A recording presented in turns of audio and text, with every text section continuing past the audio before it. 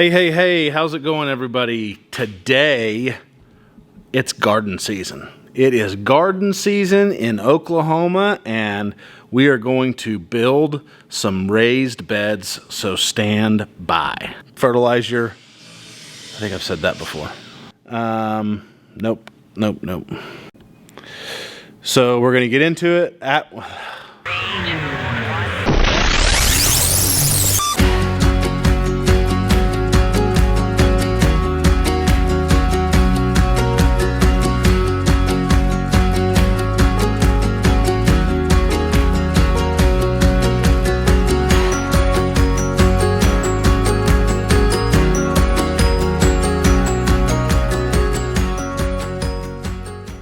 Okay, so I've shot this once, and turns out, I guess I didn't depress the record button. Something went wrong.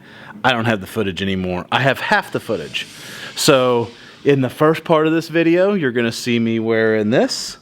And then in the second half of the video, I'll be dressed differently, and it'll be different outside, but it is what it is. So I came up here to film part 2 of this video and realized I'm missing some part 1. So here we go. Today, as you just saw, we are building some raised flower beds. I'm going to give you, this is a brief overview video. This will be video 1 of a 4-part series. And this will just be kind of an overview. When you get to the end of this video, you're going to see the raised beds put together, at least the first couple prototypes of them. We're going to be building a bunch of them. I think we're building 8 really large 4x16 beds. And then we're building another 8, I think, 8x8 beds. And then we're building some 4x4 beds. We're building a lot of beds. There's going to be a lot of beds here. But to get started, we're doing the 4x16s. I'm going to show you the material we're using today. I'm going to talk about why we're doing these beds. And then we're going to talk about, and then you're going to see me do a little bit of work on them. Just kind of the preparation part to actually building the beds.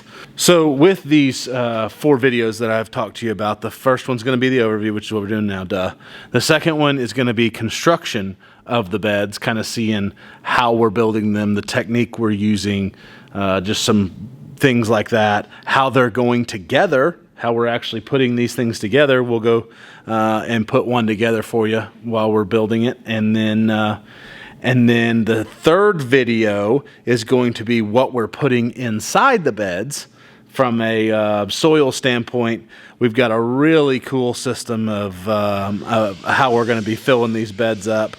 Really different system maybe for a lot of you. We're going to be doing it all organically. And then the fourth video will be irrigating the raised beds and how we're going to be doing that. And some really cool things as far as using natural water and reservoirs and gravity and all that fun stuff. So this will be a 4-part series. I don't know that you'll see me drop video 1, 2, 3, 4. You'll probably see me drop video maybe 1 and 2, and then there'll be a little bit before we drop 3, and then maybe a little bit longer before we drop 4.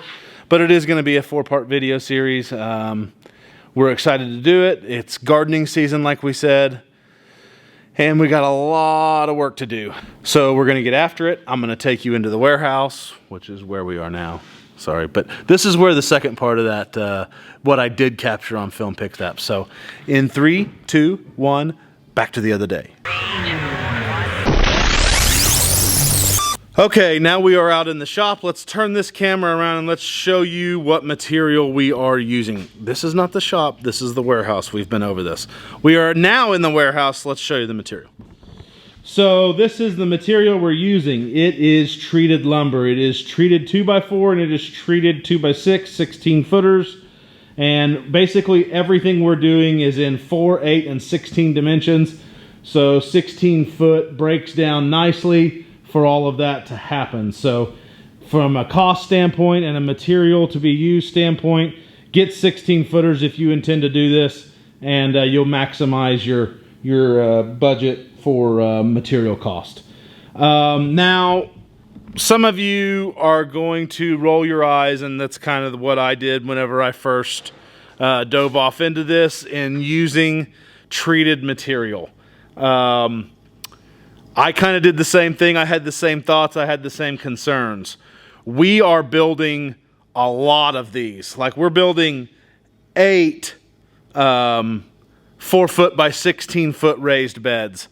That's a lot. That's a lot of material. That's just getting started. Then we're building several other small ones around it to house different fruits and vegetables. That said, our material cost is already through the roof, just because of quantity, what we're having to buy to do what we want to do. So to use a rough cedar or a rough fir or something like that, really I would prefer rough cedar. Just drives the cost into oblivion. It's just way too much. I ran the numbers on it, and literally the rough cedar material is at least 4 times the cost to do treated. So we went with treated. Now on that, I kind of gave my parents, who are really driving this project, a little bit of a hard time because of the treated. And you know, my mom, as you're going to see when we go through what we fill these beds with and how we do it, she wants to do it all organic, which I 100% understand. If you're going to use fertilizers and you're going to use that kind of stuff, just go to the grocery store. It's probably cheaper for you, unless you're just wanting a sense of accomplishment. But we want to go all organic. And what that truly means is no pesticides, no fertilizers.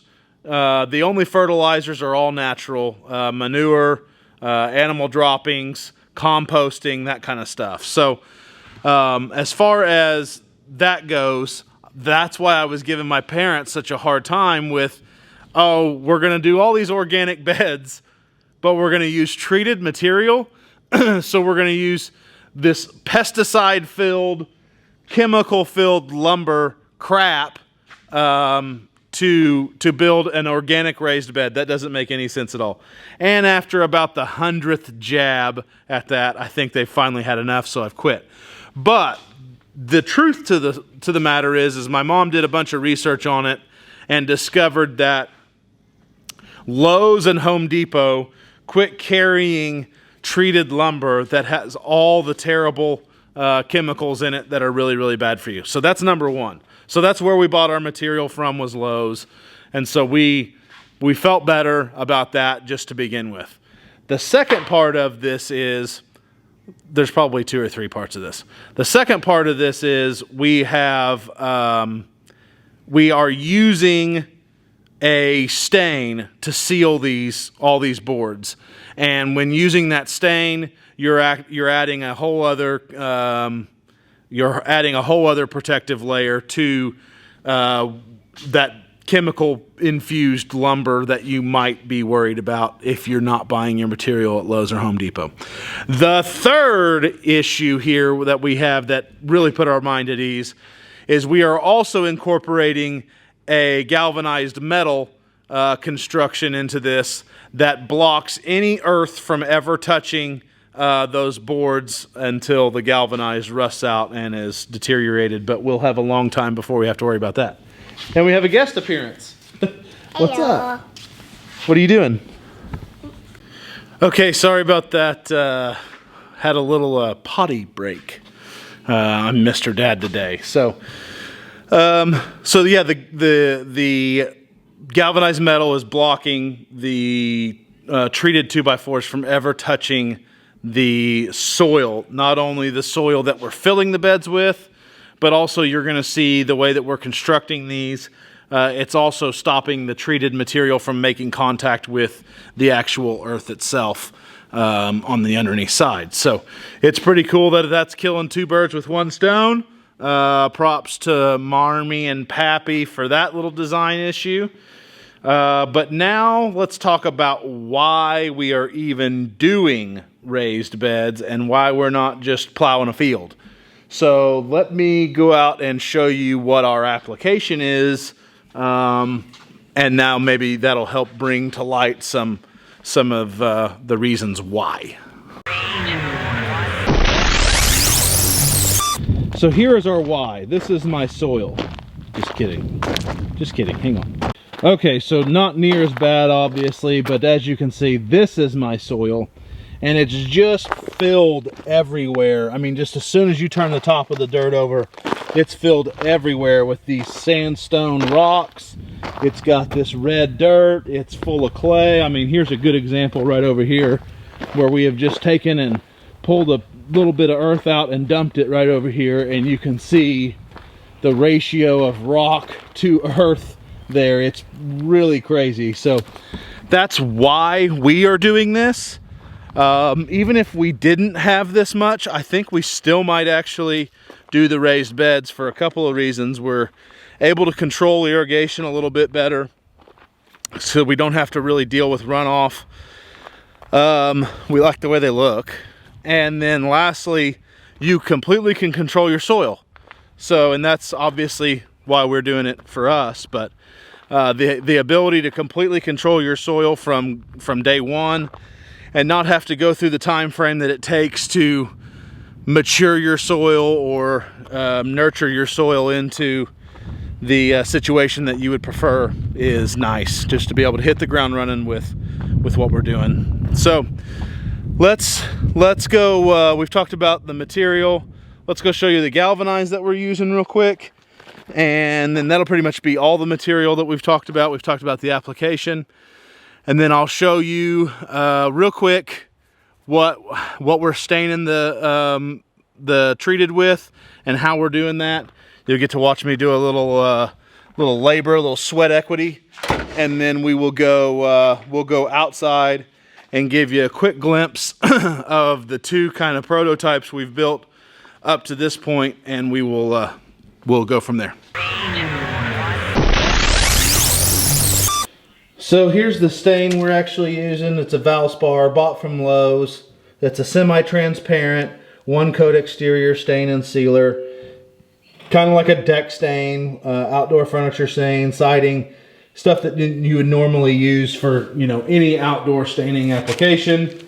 It's got the stain and sealer in one, which is nice, so you don't have to go back and apply multiple coats. So that's the stain. You've seen the material. Now this is the material stained. This is what I've gotten done up to this point. We got a great big pile of 2x4s. I need to catch up on some 2x6s, so we'll do those here in a minute. But this is kind of our stockpile, what we've got now. I told you I'd show you the metal. Here's the metal, galvanized. Just kind of tin metal, not real thick. Let's see if I can see a gauge on this somewhere. And really that might be, no, I don't see a gauge on here, but it's pretty thin. This might be kind of the downfall to the whole system. We'll have to see how it holds up over time and see if we need to modify our construction, which I'll tell you about when we start building and when we start filling and we see, because that's going to be something that's going to have to be done kind of on the fly. We like the design that, I say we, Marmy likes the design we have now, so we're going to stick with that until we can't stick with it anymore, if that ever comes about. So you've seen everything. Now let me show you me doing some work, and then show you kind of how I'm staining it. And then we'll go actually show you, because I don't want you to have the whole video without seeing the finished product, or at least a glimpse of the finished product. And we'll start video 2 with a full walkthrough of the whole thing, how it's connected, how it's put together, how it's built, what dimensions were used, and then go from there. So let's get to work. It's not going to stain itself, and as you saw in the trailer, I got a pile of staining to do.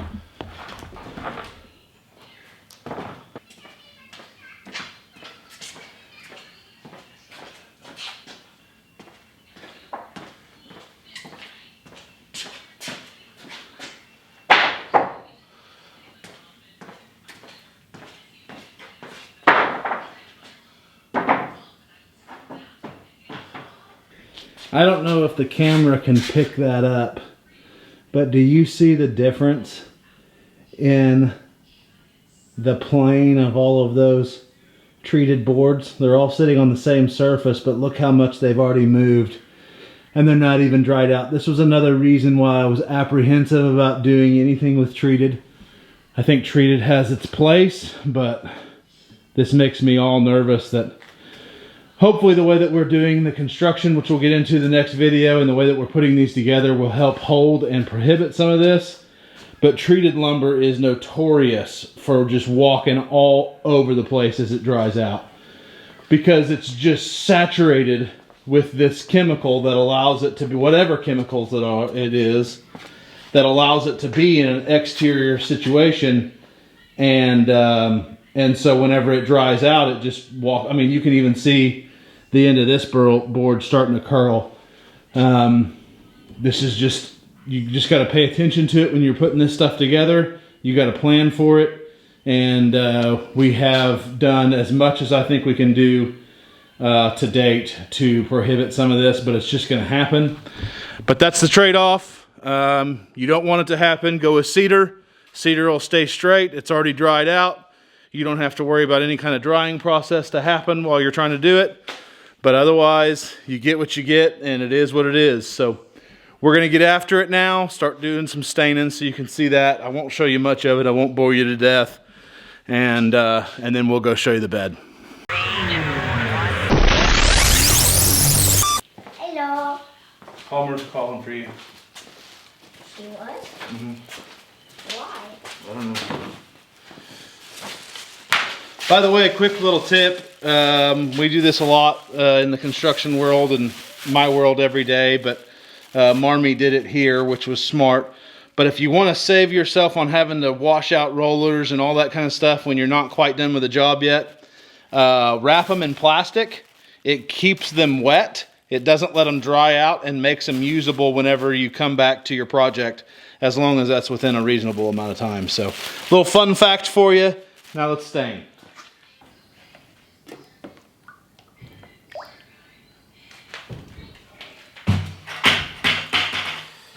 By the way, I think whenever I get done with this, I'm going to have to buy a new wardrobe. I've pretty much donated lots of things to the cause here already. So, wear clothes you don't mind getting filthy.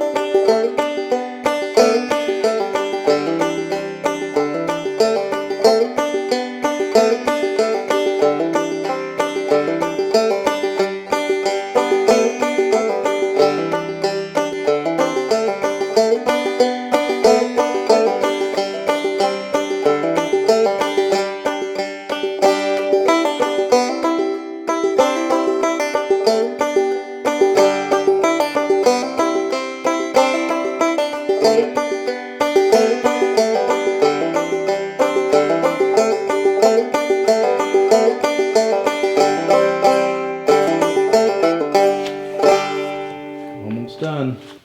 Don't get your hands in it. There you go. What do you think? You want to go get paint clothes on and come back and do it? Yeah.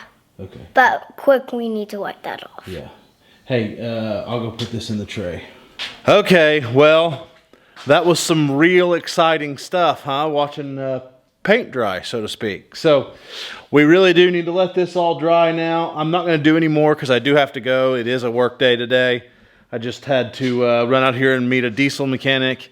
I have the girls, so I'm limited on what I can do. So I figured I would just kill two birds with one stone. So next, all of these boards that you see behind me, they'll have to be flipped over. For the most part, I got all of these on 3 sides, both sides in the top, and then we'll flip them over and then only have to do one side so it'll go a whole lot faster. And then once that's done, we'll add it to our stockpile here. And I'm trying to get a stockpile built up so that whenever we go to the shop to actually make and cut and screw and pocket hole screw and all that kind of stuff, these things together, we can cut a bunch of legs and a bunch of sides and a bunch of things all at the same time and try to build these things fast and not just build one at a time, do it efficiently and put together. You know, we still have 6 of the big planters to do, and then who knows how many of the small ones. So let's just build all 6. Let's cut all the parts at once. Anyways, that's for next video. We'll see if that happens or not, but we should have plenty of stockpile of wood to do it. So I promised you to show you where we are with the 2 that we have. How's the light? Is it getting screwed up? I promised to show you where we are with what we've built so far. And so we're going to go out to the garden and give you just a quick, brief shot of what we've got. So walking out to the garden, you got to walk through this, but you can definitely see this is why we are doing raised beds, and while we're doing a boulder wall and filling it for an orchard that we're putting all over there. Look, there's casualty of war. I mean to tell you, I ruined my clothes yesterday. I've now ruined this shirt today. These raised beds are getting expensive, people. These raised beds are getting expensive. So we are out here on the south side of the barn. This is where you saw me hook up the air conditioner. The electrical, everything runs into here. We're going to end up having our irrigation system come off of the barn to feed the raised beds and the garden, and everything's going out here to the south. So without further ado, I am standing in the garden, or pretty much close to the garden, and here is your first shot at the finished raised beds. They're really cool looking. You can see some bare spots. We've still got some touch-up stuff to do. You can see how that metal's wrapping up underneath, keeping it off the ground like I talked to you about. You can see how on the inside there's one spot right here. There's this nailer that we'll have to flex seal or rubber seal or put some landscape fabric, or not really even that concerned or worried about it, where we'll need to prevent contact with the soil and stuff like that. But there it is. Here's what the inside is, here's what the outside is, and we'll go into more depth and detail about how and what we're doing to build these things when we get there. But there's 2. That's the first one we did. Here's the second one we did. We learned a little bit from that one. We changed a little bit on this one, and I think everything's pretty good on this one. Just maybe need to change a couple of things about how some things are put together, but all the dimensions and everything for this bed is what works. On the next video I'll add a cut list, but we'll go into that later. So until then, until later, that's going to be it for the first raised beds how-to DIY video, which is just an overview of all of it. Didn't really show you anything you didn't really know. Everybody can stain wood. There's nothing special there. Just told you about our application, about why we're doing what we're doing, and about the materials we're using and all that good stuff. So stay tuned for video 2. I don't know that it'll be the next video I do, but it'll be probably within 1 to 2 videos of the next one you see after this. So until next time, we'll see you up on the ridge.